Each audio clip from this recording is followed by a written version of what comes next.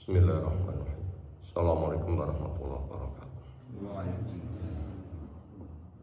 Alhamdulillahirabbil alamin walladzi arsala rasulahu bil huda wa dinil haqq lidhirahu 'ala dini kulli. Kafa billahi syahida wa asyhadu an la ilaha illallah wahdahu la syarikalah wa asyhadu anna Muhammadan abduhu wa rasuluh. Allahumma sholli ala Muhammad wa ala alihi wa ashabihi wa man tabi'ahum bi ihsanin ila yaumiddin. Ya ayyuhalladzina amanu taqullaha haqqa tuqatih wa la tamutunna illa wa antum muslimun wa ba'du. Fa inna asdaqal hadisi kitabullah, khairal hadyi hadyi Muhammadin sallallahu alaihi wasallam, syarrul umuri muhdatsatuha, fa inna kulla muhdatsatin bid'ah wa kulla bid'atin dhalalah wa kulla dhalalatin finnar. Ayolah ikhwah akramana subhanahu wa ta'ala, insyaallah kita masuk hadis yang ke-279 dari 1000 hadis hafalan. Temanya hukum ghibah, diambil dari kata ghaibun, lawan dari hadir. Kalau hadir itu datang depan, kalau ghaib berarti pisah, tidak sedang berhadapan. Secara makna bahasa begitu, makna istilah menceritakan aib orang yang dia tidak sedang bersamanya.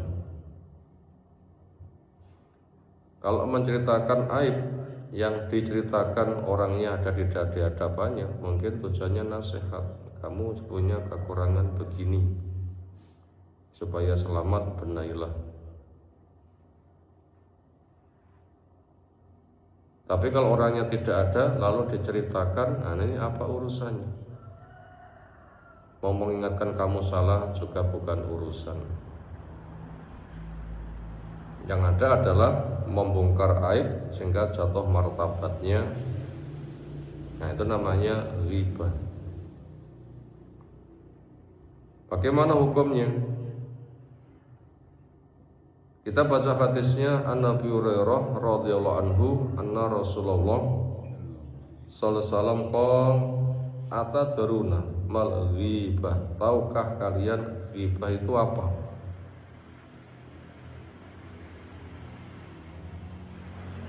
Qalu, mereka menjawab, Allahu wa Rasul a'lam, Allah dan Rasulnya yang lebih tahu.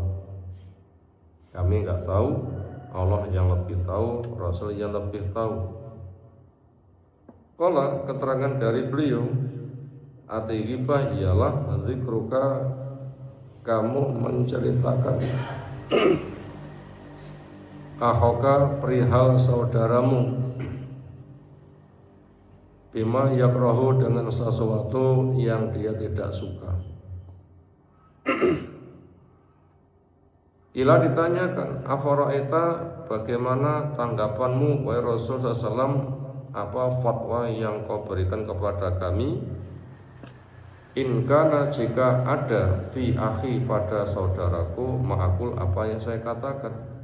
Ya memang kenyataannya begitu, dikatakan begitu kan pas. Kalau gitu gimana? Qala, jawab Nabi sallam, in kana fihi ma taqul, jika ada di saudaramu apa yang kamu katakan. Dia begitu, dikatakan begitu. Faqad iltab tahu, maka sungguh kamu telah berghibah kepadanya. Ghibah yang menukui, menceritakan kekurangan saudaramu ketika dia sedang berpisah darimu. Wa ilam yakun fi, jika pada saudaramu tidak ada apa yang kamu katakan. Enggak begitu, kamu katakan begitu. faqad bahatta, maka kamu telah menuduh kepada dia. Tidak jelek kamu katakan jelek, berarti kamu telah menyematkan kejelekan. Rawah Muslim, meriwayatkannya Imam Muslim rahimahullah ta'ala. Ayo ikhwah karena subhanahu wa ta'ala, apa saja pelajaran yang bisa kita ambil dari hadis di atas? Pertama, supaya orang yang punya pengetahuan terpanggil untuk menyebarkan pengetahuannya. Ngerti aja dipek dewi, tapi sebarkan kepada orang lain supaya kebaikan itu merata. Apalagi kebaikan itu tentang syariat Allah. Maka di sini bisa kita ambil dari pertanyaan Nabi SAW, tahukah kalian apa itu ghibah? Berarti Nabi SAW itu bertanggung jawab apa yang diketahui untuk disebarkan. Sehingga ketika mereka tahu, ya sudah, tinggal mewujudkan maksud dari syariat. Bila belum tahu, mereka diajari. Ini penting untuk kita, siapa yang punya pengetahuan jangan dimiliki sendiri, sebarkan pada orang lain supaya orang yang dapat kebaikan itu semakin banyak. Dan orang yang punya semangat begitu, fadilahnya besar. Sehingga ketika dikerjakan dia berpahala, dia menyampaikan berpahala, yang disampaikan diterima oleh orang lain sehingga mereka menjadi tahu itu berpahala, lalu mereka mengamalkannya pahala. Kemudian dia yang menjadi pelopor mengajarkan dapat pahala tambah. Sejumlah orang yang mengikuti apa yang telah ia sampaikan tanpa mengurangi pahala mereka sedikit pun. Itu pelajaran yang pertama, siapa yang punya pengetahuan kemaslahatan ceritakan pada orang lain. Wa ma bi ni'mati rabbika fahaddits. Nikmat ya Allah beri pada kamu, ceritakanlah, jangan menyembunyikan ilmu. Dan itu bukan untuk mencari upah dari manusia, tapi mencari fadilah menyampaikan pengetahuan, dan Allah nanti akan memberikan imbalan. Dan itu besar, tidak bisa dihitung.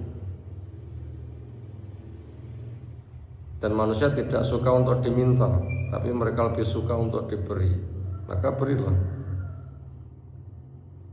Kemudian pelajaran nomor 2, siapa yang punya pengetahuan katakan apa yang diketahui.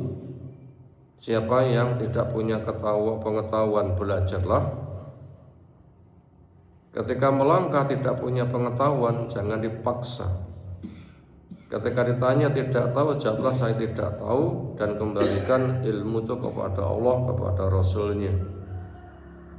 Ketika sedang tidak tahu, saya tidak tahu, Allah Rasulnya lebih tahu, maka orang yang punya sikap begitu ini sudah separuh dari ilmu. Kemudian bacaan yang nomor 3,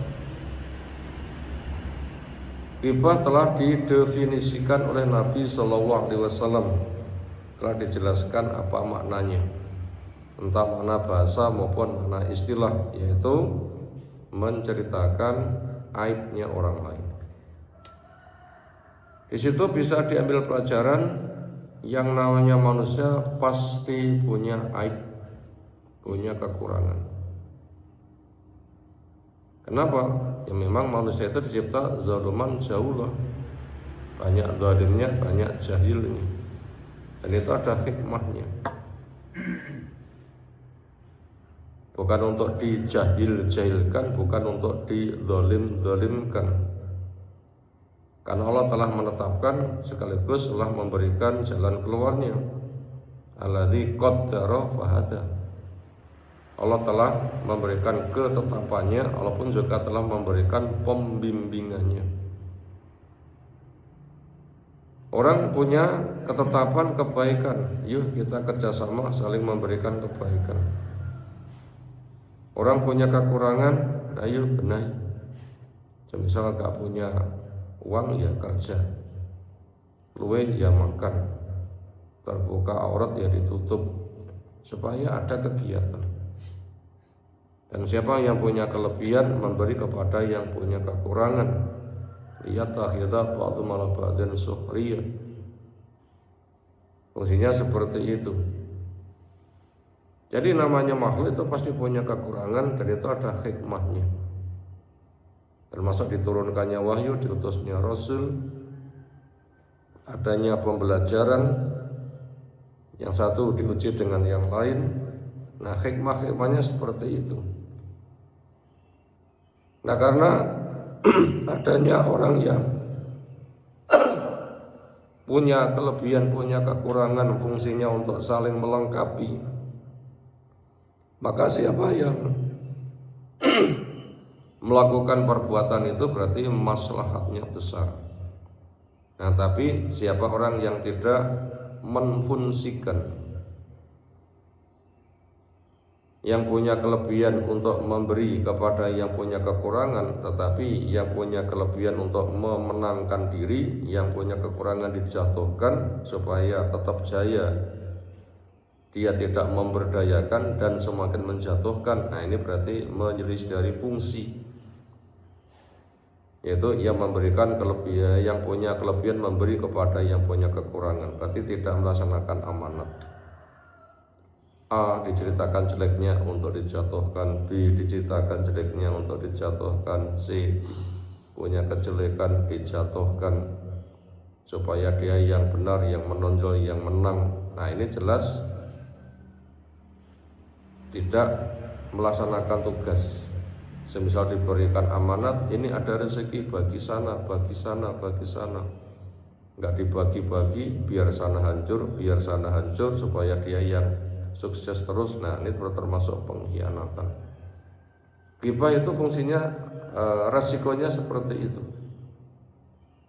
Berarti kalau gitu amat sangat membahayakan dan itu pengkhianatan dan pengen menang sendiri dan menjatuhkan orang lain sehingga gugur syariat Allah Subhanahu wa taala. Makanya Allah menjadikan ghibah itu dosa besar. Yang pada surah Al-Hujurat Allah telah jelaskan resiko ghibah. Apa resikonya? Yuhibbu ahadukum ayyakula lahma akhi maitan. Fakarihtumu. Apa satu dari kamu suka memakan daging saudaranya yang sudah jadi bangkai? Benci kan? Ada orang mati, diambil dari kuburan, diambil dagingnya, lalu dimasak, lalu dimakan. Ini lebih sadis, lebih rakus daripada binatang.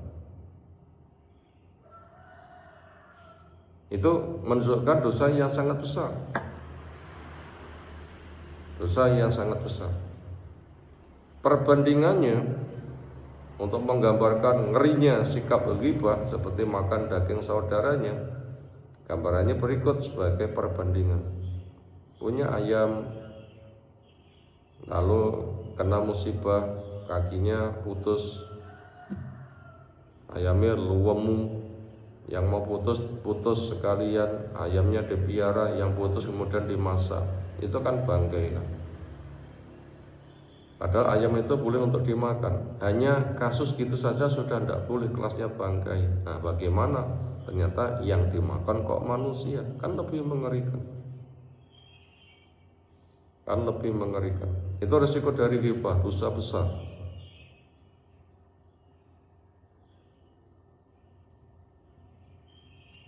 Lalu seperti apa lagi? Ya, termasuk ancaman dosa mulut. Mungkin termasuk orang yang akan disobek mulutnya atau resiko-resiko yang lain.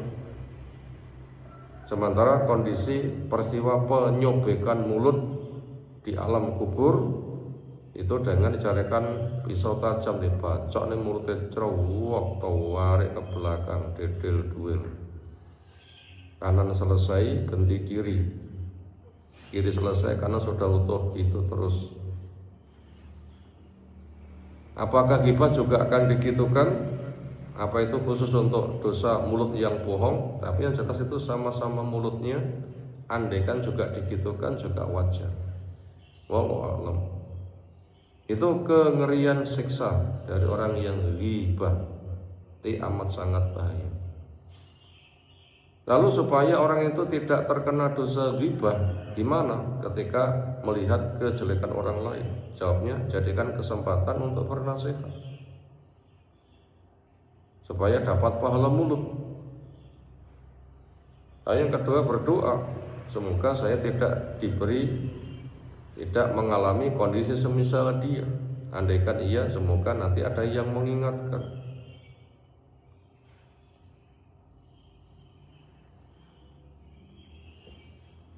Siapa yang melihat ada orang itu terkena musibah lalu berdoa, alhamdulillahilladzi afani mimma btalahu Allah bihi wa waddalani ala katsirin mimman khalaqa tabdila. Pujian dihaturkan untuk Allah yang memberikan saya kelebihan tidak semisal dia. Maka orang yang doa seperti itu nanti akan dijaga, dia tidak akan terkena musibah semisal dia. Oh, ternyata dia itu bisa salah, saya biasalah sadar itu saya bahaya, ternyata saya sedang tidak, semoga Allah menjaganya, nanti akan dijaga. Yang fungsinya ketika melihat kekurangan itu begitu. Sebab kalau orang itu tidak begitu, maka dia juga akan diuji semisal, terkena musibah yang semisal, itu kan bahaya. Makanya syukurlah tidak terkena musibah semisal dia, lalu nasihatkan supaya kamu dapat kesempatan pahala. Mestinya seperti itu, sehingga tidak menghibah. Lalu ada perkara-perkara yang boleh diceritakan aibnya, tapi untuk maslahat. Misalnya ada orang itu kerjanya tukang menyebarkan kejelekan dan tidak bisa diberitahu, justru malah ngamuk-ngamuk kepada yang memberitahu. Nah, itu boleh diceritakan aibnya supaya nggak memakan korban berikutnya. Ketemu si fulan, awas bila kamu ketemu si anu, ngati-ngati. Kenapa? Kejahatannya tidak bisa dikendalikan, kamu nanti bisa jadi korban. Itu kalau fungsinya untuk menyelamatkan orang lain itu boleh. Atau orang itu ditanya menjawab supaya langkahnya tidak salah, atau dibawa ke pengadilan supaya salahnya diluruskan.